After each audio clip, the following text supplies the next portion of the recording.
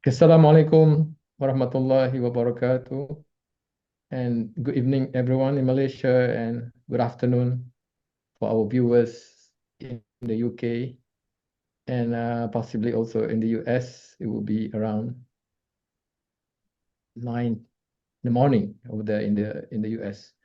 Um, Welcome to a webinar organized by the Hashim Sani Center for Palestinians who have been killed for probably around 100,000. We don't know. But certainly after the ceasefire, the so-called ceasefire, Israel has been continuing to kill the Palestinians, and probably around 400 now have been killed, maybe more than 400. And so people may be wondering, why is this situation continuing? Why is the genocide ongoing? And people in Malaysia may be saying that the reason is because, of course, we know the United States are behind all this. But who are in the US who are talking to Dr. Stephen Sizer, I'm going to introduce you to all of you afterward. So Stephen told me, actually, we have to understand that what is the force that is behind all this is actually the Christian Zionists, because out of 10 Zionists in the world, 9 are Christians, according to Stephen. And therefore, the most important or the most influential group in the US are actually the Christian Zionists. And we are going to know more about this tonight, inshallah. Dr. Stephen Sizer will be explaining to us. But before, welcome, Stephen, to our webinar tonight. Thank you for your kind willingness to talk to us. And let me introduce you to the audience. Stephen is the founder and director of Peacemaker Trust, a registered charity dedicated to peacemaking, especially where minorities are persecuted, where justice is denied and human rights are suppressed or reconciliation is needed. He's also the chair of the Convivencia Alliance, a cross-faith international initiative for a just peace in the Middle East, and in particular, a just coexistence in Palestine based on equal rights in one democratic state. Stephen is the bishop's chaplain to the Right Reverend Ria Abu el-Azhar, the retired Anglican bishop in Jerusalem. He was ordained in 1983 and served as a curate in St. Leonards-on-Sea, Sussex, between 1983 and 1986. He was a curate in charge, then rector of St. John's Stoke, Guildford in Surrey, between 1986 and 1997, and finally a vicar of Virginia Water from 1997, where he served for 20 years until his early retirement in 2017. Of course, Stephen is also a member of many NGOs and organizations dedicated to fighting for the cause of justice and freedom in Palestine. So now, can you please, Stephen, start off by explaining to us the definition of Christian Zionism? Sure. Christian Zionists believe that the modern state of Israel is the continuation of biblical Israel and therefore enjoys special privileges. They declare, therefore, it's the responsibility of Christians to support the state of Israel and its policies. Theologically, Christian Zionism is actually a heresy. It's a deviant religious heresy because it justifies supremacism, segregation, genocide, and as we see in Gaza, ethnic cleansing. But let me elaborate a little on what Christian Zionists typically believe or what motivates them. The DNA of the movement could be encapsulated into 7 popular assumptions. They mistakenly believe that they have a biblical or theological foundation. They believe that God blesses those who bless Israel and curses those who curse Israel. They believe that the Jews are God's chosen people and therefore separate from the rest of the world's population. They believe that the land of Palestine has been given by God to the Jewish people exclusively as their everlasting inheritance.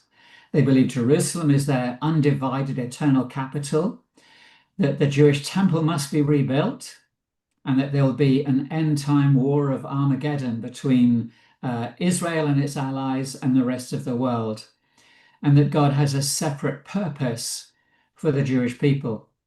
Well, I explore this heresy in my book, Zion's Christian Soldiers, and those who want to know more can find out more on my website, stephensizer.com. But this is a very simplistic theology. It's very popular. Basically, we would call it a Manichaean or dualistic theology. There are the good guys and the bad guys. And it reinforces the white supremacy that undergirded European colonization, supremacy, and exceptionalism, the idea that God is on our side against our enemies. And within Christian Zionism, this supremacism, this exceptionalism is transferred to, or it's shared with Zionist Jews and the state of Israel. Let me ask you a follow-up question to this. Can you please explain to us the origin of this ideology? Sure. Well, as a movement, Christian Zionism can be dated to events in 1799, because in that year, for the first time in 2000 years, a national leader, Napoleon Bonaparte, became the first world ruler to promise the Jews a homeland. And that was because Bonaparte needed Jewish bankers to fund his war effort against the British. And ironically, the British were borrowing money from the same Jewish bankers to fight the French. But he made this statement. He said, Bonaparte, commander-in-chief of the armies of the French Republic, to the rightful heirs of Palestine, France offers to you at this very time your rightful patrimony, Israel's patrimony, rightful heirs of Palestine, hasten. Well, Napoleon was unable to deliver. You must remember that Palestine was central to the land bridge between Europe, Africa, and Asia. And Napoleon was trying to cut Britain off from its empire. Long before rail travel or air travel, the only way to access our trade routes was through Palestine. So 1799 is when really the movement begins to wake up. And the first Christian Zionist organization was founded in 1809, the London Jews Society. It was humanitarian, caring for Jewish refugees, but it was also evangelistic, trying to convert them to Christianity. But it was also quasi-political, because bound up with the Church of England as the state church, leading Christian leaders were also politicians. And a group of politicians and Christian leaders began meeting in the 1820s in a place called Albury in Surrey to speculate about Britain's manifest destiny in controlling Palestine and facilitating the return of the Jews to Palestine. In 1840, for example, Lord Ashley, who was the Earl of Shaftesbury, put an advert in the London newspapers declaring that the Protestant monarchs of Europe were being lobbied to help restore the Jews to the land of Palestine. And this is even credited in the diary of Theodor Herzl. Not many Zionist biographers will admit the role Christians played in the birth of Zionism, but Theodor Herzl was one. In his diary for 1896, he refers to the visit of an Anglican vicar, the Reverend William Heschler, chaplain of the English embassy in Vienna, where Herzl was living. He described him as, he came to see me, a sympathetic, gentle fellow with a long grey beard of a prophet. He is enthusiastic about my solution of the Jewish question, that is, what to do with the Jews of Europe. Some wants to kill them, some wants to force them out of Europe. We have prepared the ground for you, Heschler said. I take him as a naive visionary. He gives me excellent advice, unmistakable, genuine goodwill. He is clever and mystical, cunning and naive. That's Herzl's view of Heschler, and Heschler delivered. Heschler opened the doors to European monarchs and political leaders for Herzl and his colleagues and helped birth the Zionist movement. 1897, the first Zionist Congress held in Basel, there were 3 Christians present. William Heschler was one, Henry Dunant was another Christian Zionist who founded the Red Cross, and someone else, I don't know his name.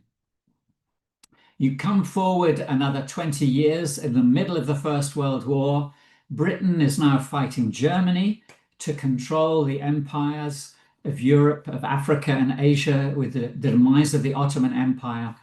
And Balfour issues what's called the Balfour Declaration. It was a declaration written for the British government by the Zionist organization. The Zionist organization draft insisted the British government would create Palestine as the national home for the Jewish people. But the British government had other ideas. The British government was not in the game of giving away land.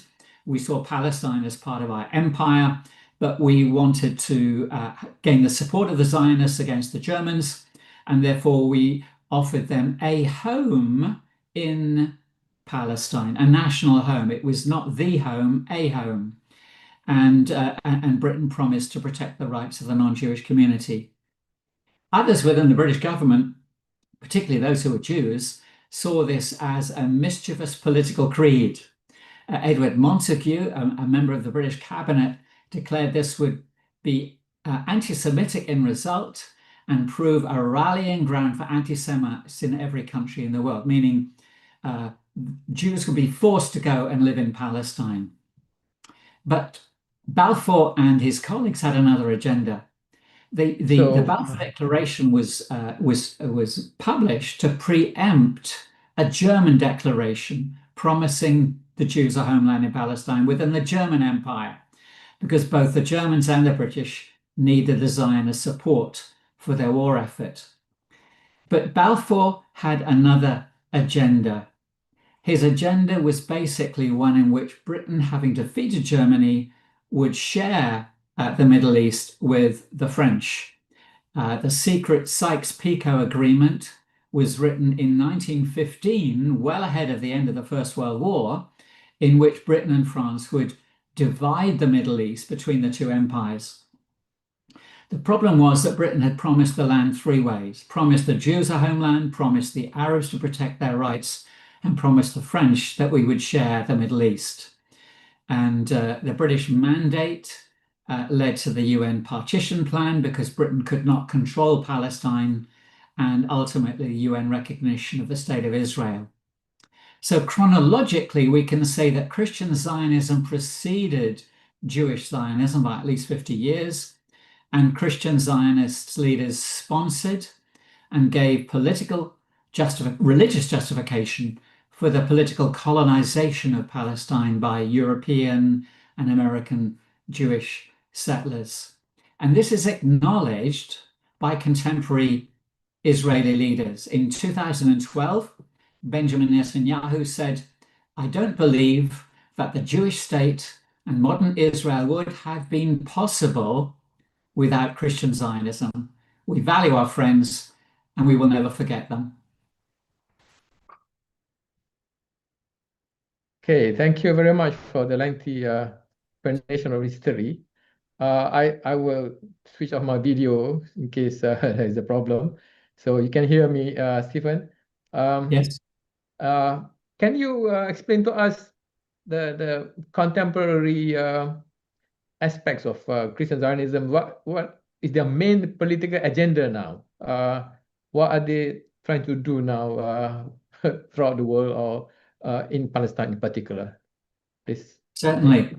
Well, as you enumerated, the reality is that today Christian Zionists outnumber Jewish Zionists by at least 10 to 1.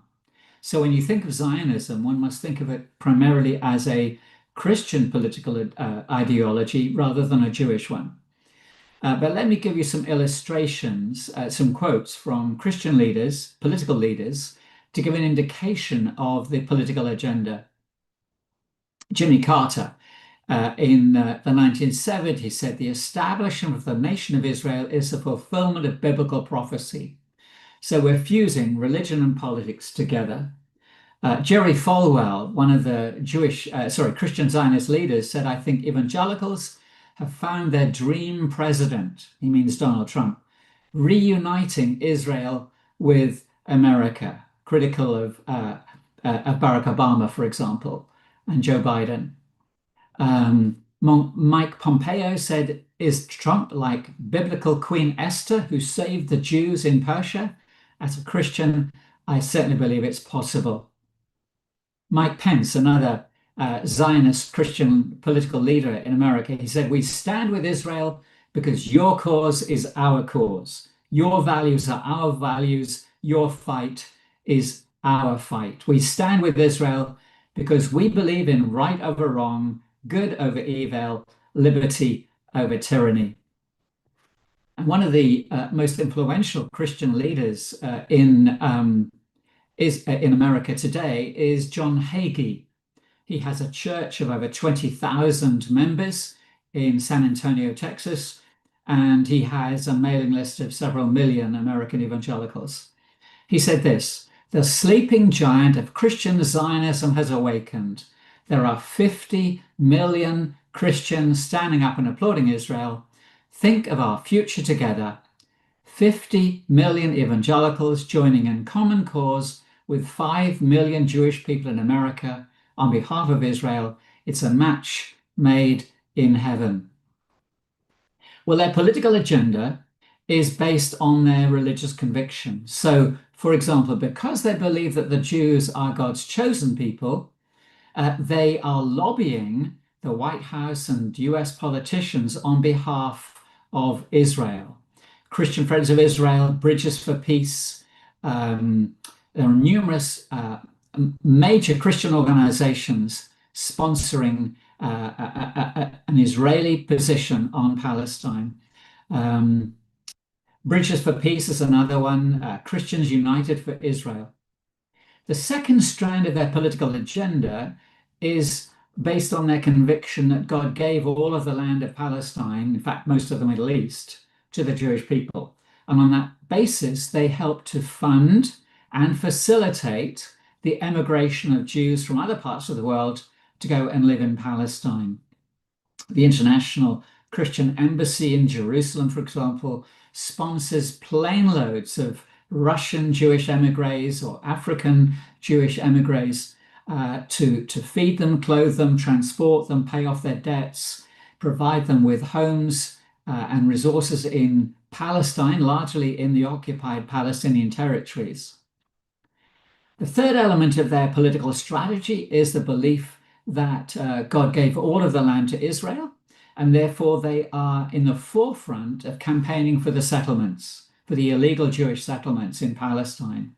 So you have organizations such as the Christian Friends of Israeli Communities, CFOIC, linking Western churches with settlements to support them, fund them, campaign on their behalf.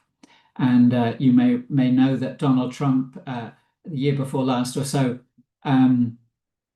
recognized the settlements as part of Israel. Because they believe Jerusalem is the exclusive, undivided capital of Israel, they have been lobbying for decades to get America to move its embassy to Jerusalem. And Donald Trump finally delivered on that.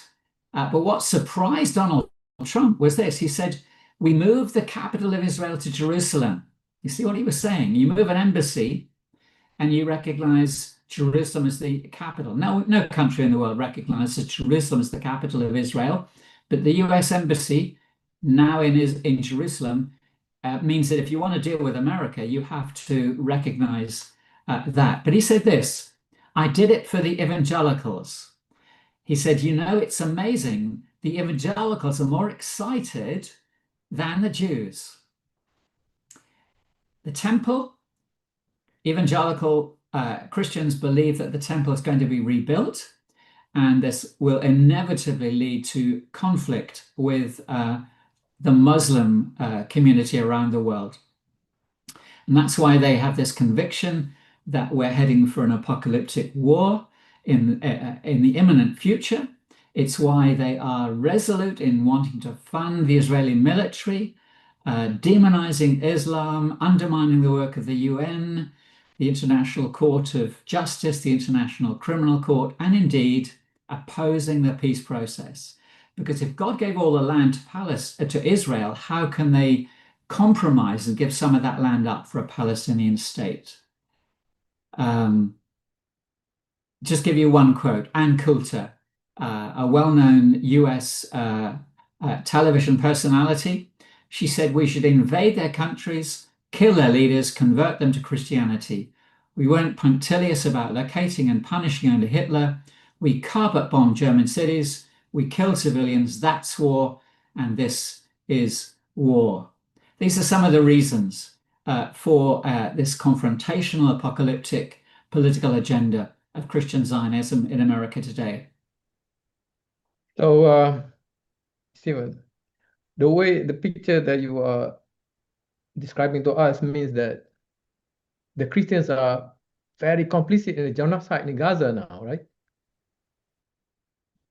Yes, if we turn specifically to Gaza, lamentably, and as a Christian leader, I grieve over the complicity of many Because there are also Christians. Christians who are against the genocide in Gaza. Yeah. The ongoing genocide in Gaza has merely exposed the endemic racism inherent in US and European society, but in particular within elements of the church. Support for a foreign policy is driven by religious conviction. Israel is idolized, Arabs and Muslims are demonized. And this is more evident within the white evangelical element within Israeli society. In July 2024, less than a year after Israel began its genocidal campaign in Gaza, the Chicago Council, which surveys or monitors US foreign policy, undertook a survey, and they found that while the belief that Israel was defending its interests in Gaza and is justified in its military actions, only 19% of non-religious Americans agree with that. But when it comes to evangelicals, it jumps to 32%. Sorry, 64%. 64% of white Protestant evangelicals believe that Israel is justified in its military actions in Gaza. That's double the overall population and nearly four times the number of non-religious Americans. When asked whether the US should limit or restrict its military aid to Israel, 60% of evangelicals oppose those restrictions. Safia al-Naqib, an article on that survey, said the war in Gaza has only served to highlight the difference between overall US population and evangelicals when it comes to policy on Israel. To them, the entire land belongs to the Jewish people by divine ordinance, full stop. Meaning that discussion of the occupation is not controversial, it's irrelevant. The politicians on the right wing of American politics talk about the conflict and the influence Christian religious beliefs and evangelicalism has is clearly strong and overt.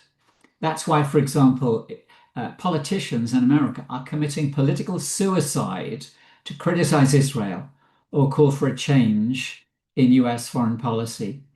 Just last week, the Israeli government funded a visit to Israel of 1,000 evangelical pastors. It's the largest group of American Christian leaders to ever visit Israel, ever in history. Facilitated by, quote, the Friends of Zion, founded by Mike Evans. He said over 2,000 pastors applied for the trip. It was a freebie. He explained, we chose 1,000 of the pastors representing tens of millions of Americans with major media and social media influence. Rather critical of that, Faraz Abraham wrote, these are willing ambassadors for Israel's war. He said, no modern government has ever invested so much money, coordination, and political effort to mobilize American pastors before now. Why would they pay to assemble 1,000 Christian leaders, covering their airfares, luxury accommodation, and choreograph their every step? Because this wasn't a spiritual gathering, it was a political operation wrapped in scripture, engineered to manufacture a religious mandate for politics that cannot withstand moral scrutiny. It's statecraft masquerading as spiritual experience. These 1,000 pastors got their free trip to Israel, visited the site of the breakout of Hamas in the Supernova music festival on the border of Gaza. They met some of the hostages, but they didn't meet any of the indigenous Christians, the Palestinian Christians. They were paraded as Israel's spiritual partners, while the indigenous church is an inconvenience. If anything borders on heresy, it's the idea that requiring unquestioning loyalty to Israel is a test of Christian faithfulness. He said that when faith becomes a tool of the state, it ceases to be faith. When pastors allow themselves to be mobilized as foot soldiers in somebody else's geopolitical campaign, the church loses not only its witness, but its soul. Based on what you explained to us just now, is it possible for somebody to be a Christian and at the same time to be a Zionist also? No. Because it seems to be completely against Christian teachings, right? You can be a Christian or a Zionist, but you can't be both. It's an oxymoron. It's like saying, can I be a Christian racist? You can be a Christian, you can be a racist, but you can't be both. If you are following the teaching of Islam, you can't be a racist and a Muslim. You can be one or the other. So it's a contradiction in terms, but they don't see that. So as far as you are concerned, they are basically heretics. Christian Zionists are heretics. They are not really Christians. That's how if someone is not following the teaching of Jesus, they're not following Jesus. Okay. And then can you please explain the position of the Anglican Church in England towards this issue of Palestine, also Christian Zionism, so that we can understand the picture, the bigger picture? Yeah, please go ahead. Sure. Well, again, as an Anglican priest, I grieve at the response of the Anglican Church, certainly in England, to what's happening in Gaza. Dr. Munther Isaac, the pastor of the Lutheran Church in Bethlehem, said Gaza today is the moral compass of the world. And when the tragic events of October the 7th took place, the Church of England issued a statement the very next day, grieving, deeply concerned at the violence in Israel and Gaza. There was no violence in Israel.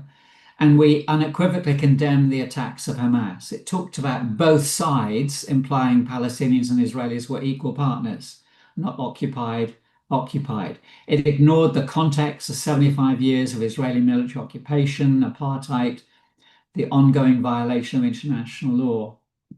And then 2 weeks after October the 7th, the Archbishop of Canterbury, Archbishop Welby, made a controversial visit to Israel to identify with Israeli families of those killed and taken hostage.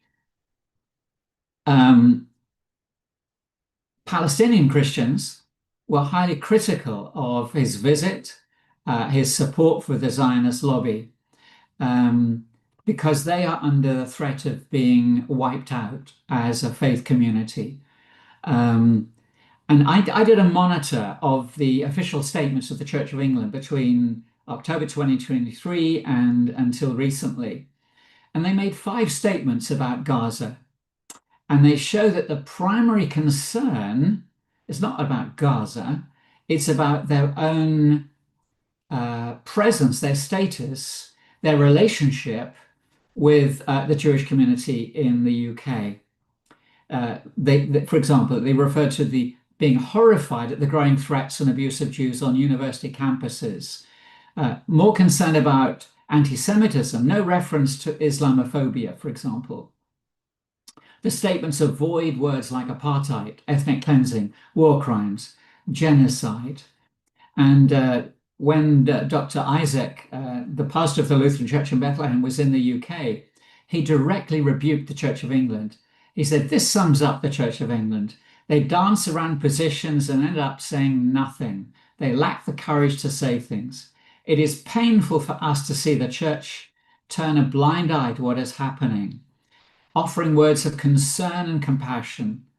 But for so long, they've been silent of obvious war crimes. The church has seemed paralyzed. They seem willing to sacrifice the Christian presence in Palestine for the sake of avoiding controversy and not criticizing Israel." If you look at those 5 statements, and there's an analysis on my website, they repeatedly perpetuate the falsehood that Israel has a right of self-defense. In international law, an occupying power has no right of defense whatsoever. It is the Palestinians who not only have the right of defense, but they have the right to resist Israel by the use of force. And when referring to Israeli and Palestinian casualties, they use different terminology.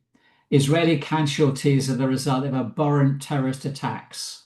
Palestinian casualties are the consequence of Israel exercising its right of defense, but there is no equivalence.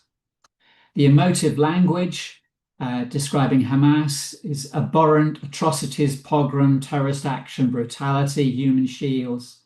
The words used for Israel's actions are proportionate, discriminate, ground offensive. Despite the amounting evidence of apartheid, war crimes, and genocide, neither the archbishops or the bishops have shown any willingness to use these terms. They've not called for a permanent ceasefire. They've not called on the UK government to ban arms sales, endorse the South African submission to the International Court of Justice to evidence of genocide. They haven't supported submissions to the International Criminal Court to investigate war crimes. So if Gaza is indeed the moral compass of the world, it's evident that the Church of England leadership are relying on a very different compass, one that steers them to prioritize their relationship with the Israel lobby over genuine moral principles. All right, I think we, because of the bad internet connection, I think we will go to the last topic, or the last question I want to ask you is that I think the fear about by many people now is to be accused of being anti-Semitic when they criticize Israel, and maybe that's due to the definition used by many organizations, including the many governments now, the International Holocaust Remembrance Association definition of anti-Semitism. Can you please explain how this will this is being weaponized against people who want to criticize Israel? Sure. I mean, anti-Semitism is generally understood in any dictionary, if you look in a dictionary, to be hostility, prejudice, discrimination against Jews because they're Jews.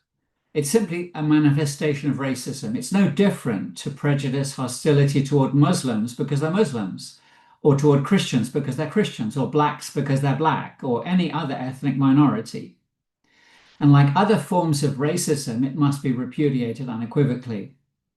But in order to deflect criticism of the state of Israel, its apartheid, its ethnic cleansing and genocide in Gaza, Zionists have promoted a new and controversial definition of anti-Semitism.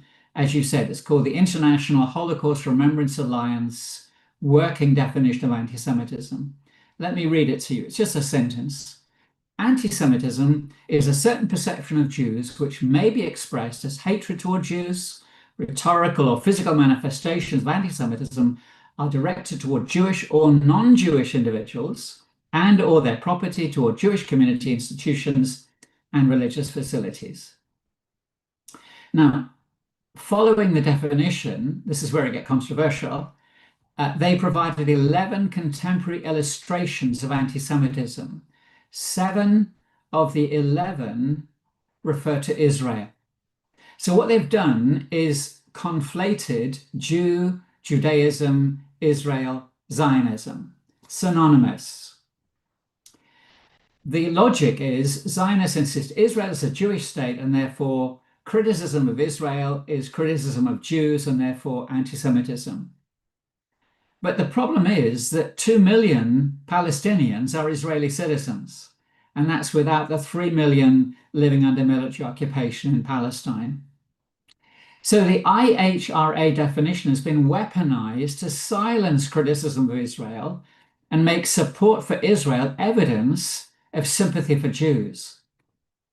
The danger is by broadening or diluting the definition, people can become complacent and immune to genuine anti-Semitism. If anti-Semitism is everywhere, it is nowhere. But there's a more fundamental problem with the definition, and that is that it's not a definition, because a definition, by definition, must be definite. And an indefinite definition is not a definition. And the IHRA version is indefinite. Let me read the wording once more and see if you can spot it. It's one word, and that's all it takes. Anti-Semitism is a certain perception of Jews which may be expressed as hatred toward Jews.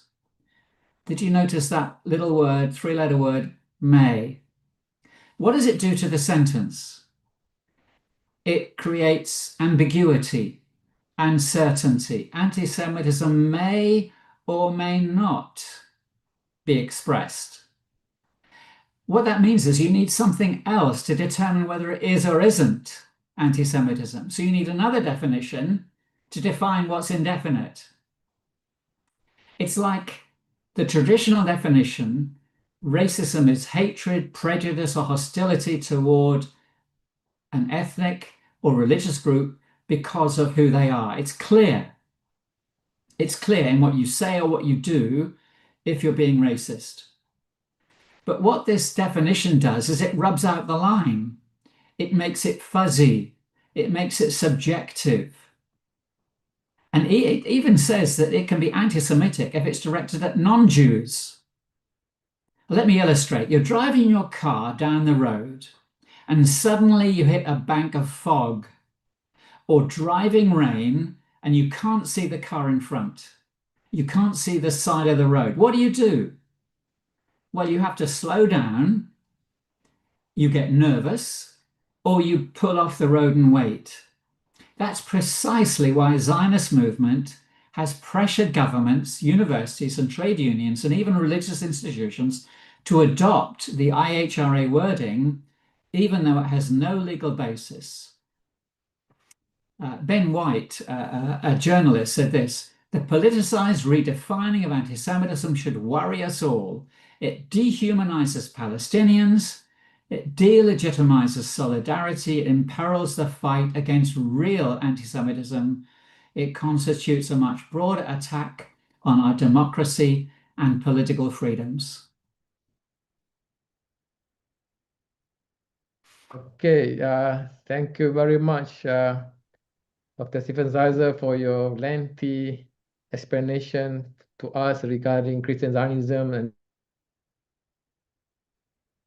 the role it plays in the genocide in Gaza. I'm sorry, I was kicked out a couple of times from the studio because of my very bad internet connection. But I think the audience have learned a lot, and I encourage those who want to know more to visit Stephen's website. He has written a lot about this topic, and you are also a member of an organization that's very committed to explaining to the world what Christian Zionism is all about, right, Stephen? A lot of information there, those who want to follow up.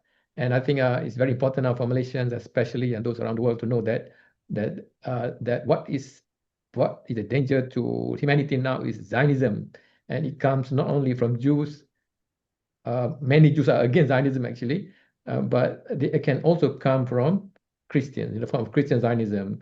And I was also informed by Dr. Azam Tamimi that there are also now Muslim Zionists and also Arab Zionists now. So it's not surprising to know that there's also Christian Zionism. Of course, as you explained just now, it started hundreds of years ago. So it has a long history compared to Arab and Muslim Zionism. Thank you very much again, Stephen, for your lengthy explanation. Inshallah, hoping to talk to you again one day in another program. Thank you. Bye-bye and good night, everyone. Assalamualaikum warahmatullahi wabarakatuh.